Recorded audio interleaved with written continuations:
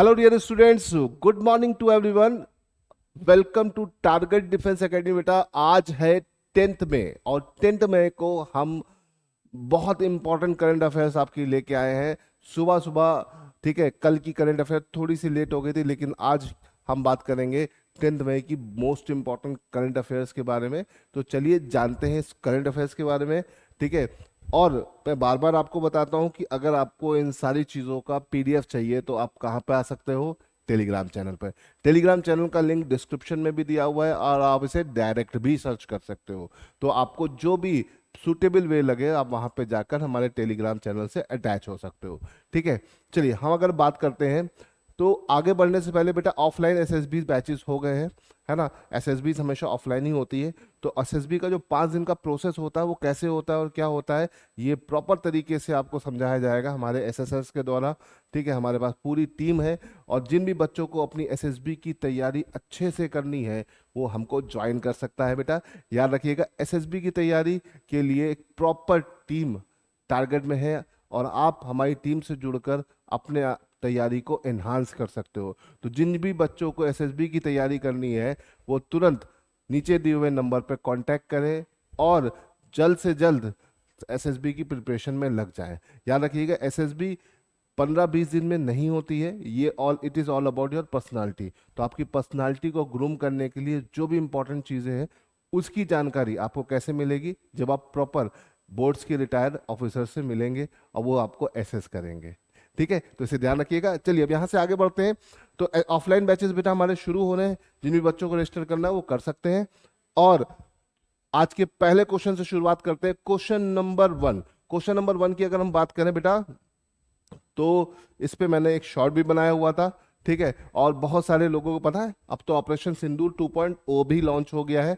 ठीक है, तो ऑपरेशन सिंदूर है ना, how many terrorist site were target by Indian forces under the operation Sindoor. ठीक है, ऑपरेशन सिंदूर के तहत आतंकवादियों का जो भी अड्डा था पाकिस्तान में उनको उड़ाया गया है, बहुत अच्छे तरीके से उड़ाया गया है। और इनमें कितनी साइट्स थी? तो भाई 9 अलग अलग जगह है जो भारत और पाकिस्तान के बॉर्डर पर टेररिस्ट कैंप थे पाकिस्तान में, तो उनको अच्छे से इंडियन एयरफोर्स ने उड़ा दिया है। और आज कल तक तो इन आईएनएस विक्रांत भी कराची पहुंच चुका था। ठीक है, अब इंडिया और पाकिस्तान के बीच तनातनी शुरू हो गई, तो लेट्स सी क्या होता है। और आप सब हमको और आपको सबको पता है कि इंडिया जीत जाएगी। ठीक है, चलिए तो अगर हम बात करते हैं ऑपरेशन सिंदूर, तो कितने टेरर साइट्स को अटैक किया? 9th को किया। ठीक है, आगे बढ़ते हैं। Who has been recently become the new chancellor of Germany. बेटा जर्मनी के नए चांसलर कौन बन गए? ठीक है, फेडरिक मर्ज, है ना। फेडरिक मर्ज जो है अभी मई 6 तारीख को इन्होंने शपथ ले ली है और ये बन गए हैं जर्मन के नए चांसलर। बेटा जर्मन के पहले चांसलर कौन थे? Otto von Bismarck. याद रखिएगा, Otto von Bismarck first chancellor of Germany थे। जर्मनी की अगर हम बात करते हैं तो इसका कैपिटल क्या है बेटा? इसका कैपिटल है बर्लिन, है ना। और जर्मनी का रीयूनिफिकेशन हुआ है ना। एक टाइम तक जर्मनी डिवाइड हो गया था, फिर ये रीयूनाइट हुआ है 1992 में। इन सारी चीज़ों को याद रखिएगा। जर्मनी इज़ वेरी इंपॉर्टेंट, है ना। और जर्मन के जो चांसलर होते हैं बहुत इंपॉर्टेंट होते हैं। वोटैन, वोटैन क्या है बेटा? VoTAN a global platform for victims, है ना। Victims victims of terrorism launched by, है ना। ठीक है, ऑफ द टेररिज्म। तो वोटैन एक ग्लोबल प्लेटफॉर्म है जो कि टेररिस्ट वो जो विक्टिम होते हैं जो टेररिज्म में फंस जाते हैं उनके लिए होता है। इसको किसने लॉन्च किया? UN, WHO, ILO, SCO. तो बेटा वोटैन वोटान विक्टिम और टेररिज्म एसोसिएशन नेटवर्क कहलाता है और इसको लॉन्च किया है यूएन ने। किसने लॉन्च किया? यूनाइटेड नेशन ने। बेटा अगर हम यूनाइटेड नेशन की बात करें तो यूनाइटेड नेशन 1945 में फॉर्म हुआ और इसने इस लॉन्च के तहत पूरी दुनिया को बता दिया है कि टेररिस्ट एक्टिविटीज को कंट्रोल करना बहुत जरूरी है। ठीक है, हाँ ये बहुत इंपॉर्टेंट है। Operation hawk which is for crack down on online child sexual exploitation network run by which agency of India, है ना। देखो नॉर्मली ऑनलाइन आजकल बहुत सारी धोखाधड़ी हो रही है और इसके चलते बहुत सारे बच्चे ऐसे होते हैं जिनको ऑनलाइन बात करके फंसा के उनको सेक्सुअली एक्सप्लॉयटेशन होता है, उनका उनकी फुटेज उनकी वीडियोस ले ली जाती है, फिर उनको ब्लैकमेल किया जाता है। तो इसके लिए ऑपरेशन हॉक शुरू किया है सीबीआई ने, है ना। सीबीआई इंडिया की वो ऑर्गेनाइजेशन है बहुत तेजी से ऑनलाइन फ्रॉड्स या ऑनलाइन जितने भी अलग अलग चीजें चल रही हैं उन पर काम कर रहा है ना। अभी हाल फिलहाल में दिल्ली और बैंगलोर, सॉरी दिल्ली एंड मैंगलोर के दो ऐसे लोग पकड़े गए जो यूएस के माइनर्स के साथ बात करते, माइनर्स गर्ल्स के साथ बात करते हुए उनको इस तरह की गतिविधियों में फंसा चुके हैं। तो जिसके चलते सीबीआई ने उनको पकड़कर उनके खिलाफ अच्छे से कार्रवाई की है। ठीक है, तो सीबीआई बहुत तेजी से ऑनलाइन होने वाले फ्रॉड्स के ऊपर अच्छे से काम कर रहा है। अभी सीबीआई ने अपना ऑपरेशन चक्रा भी चलाया था। क्या चलाया था? ऑपरेशन चक्रा, मैंने आपको बताया भी था 5। ये क्या था? जो भी ऑनलाइन फ्रॉड्स हो रहे हैं, है ना, ऑनलाइन डिफरेंट डिफरेंट जो फ्रॉड्स हो रहे हैं, या आपको एकदम से फोन आता है कि मैं, और वर्दी पहने एक व्यक्ति खड़ा हुआ है, वो बता रहा है कि मैं आईपीएस ऑफिसर हूँ और आपके पास ये पाया गया है या आपके पास ये चीज़ें हैं, अलग अलग तरीके से वो आपको ब्लैकमेल कर रहे हैं। या जज का फोन जज, आपके जज की भेस में कोई व्यक्ति बैठा हुआ है, वो बोल रहा है कि मैं फला फला हाई कोर्ट से हूँ और आप के खिलाफ ये कार्रवाई हुई है, ये हुई है। तो इस तरह की एक्टिविटीज बहुत चल रही है। ऑनलाइन अरेस्ट इसे बोलते हैं या फिर ऑनलाइन फ्रॉड्स बोलते हैं। तो इसके लिए सीबीआई ने ऑपरेशन चक्रा चला रखा है। तो इस तरह की गतिविधियां जो ऑनलाइन चल रही है और बेसिकली एक तरह का स्कैम है।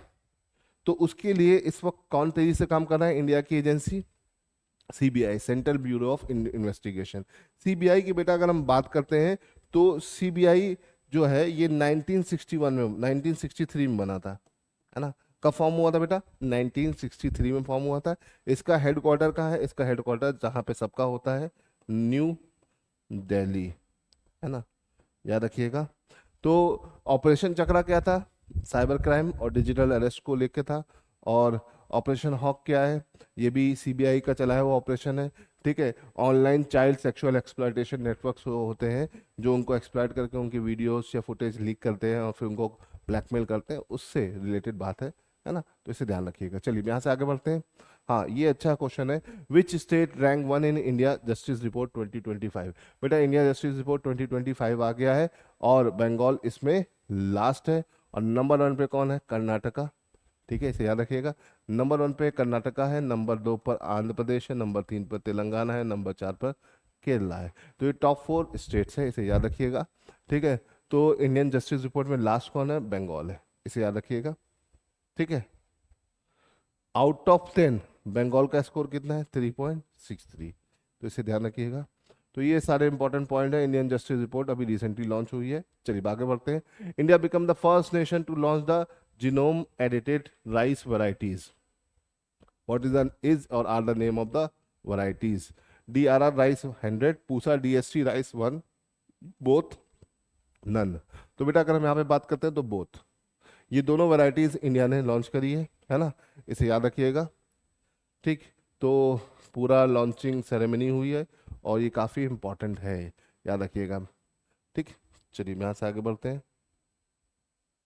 ठीक है, आगे बढ़ेंगे तो what is the rank of India in world press freedom index? बेटा वर्ल्ड प्रेस फ्रीडम इंडेक्स की जो हम बात करते हैं तो इसको लॉन्च करता है रिपोर्टर्स विदाउट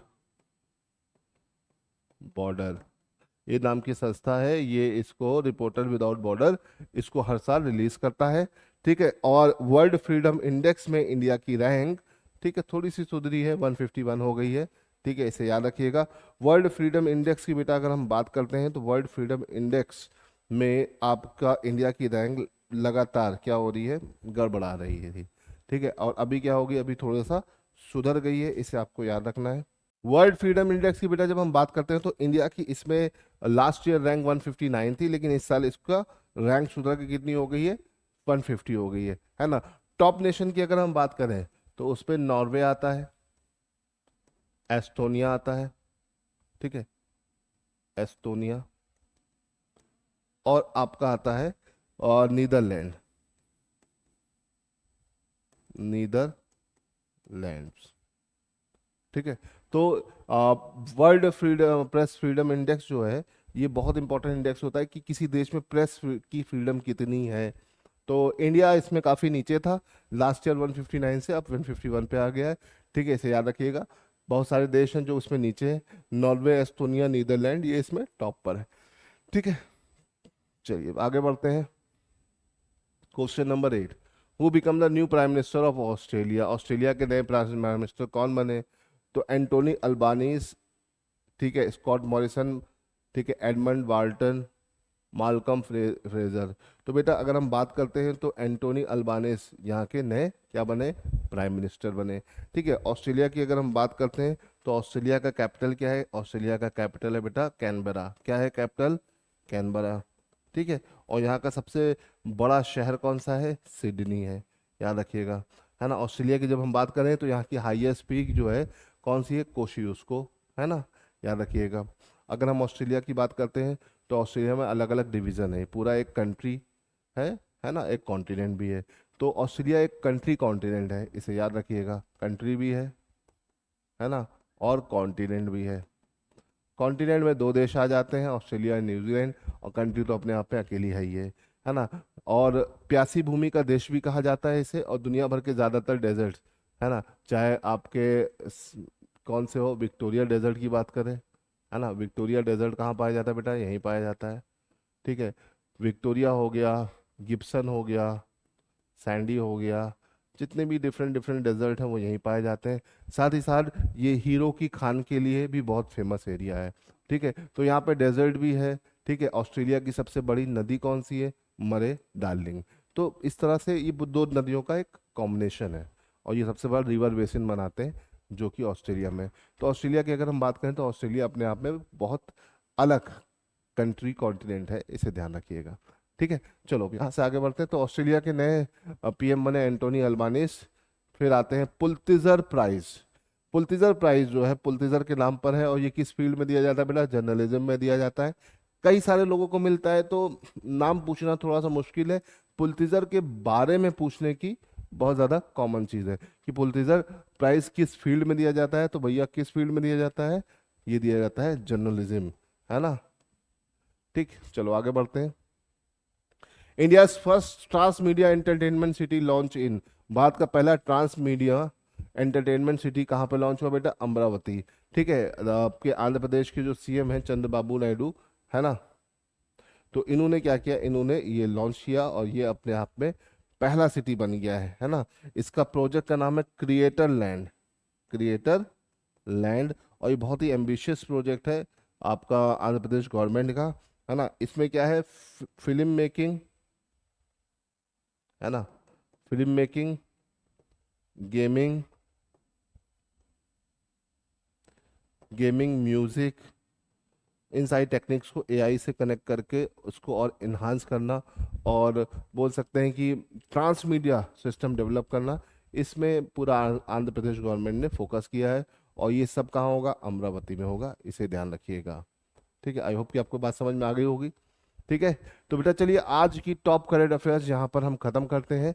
कल फिर मिलेंगे कुछ नई करंट अफेयर्स के साथ। टिल देन, जय हिंद, गुड बाय।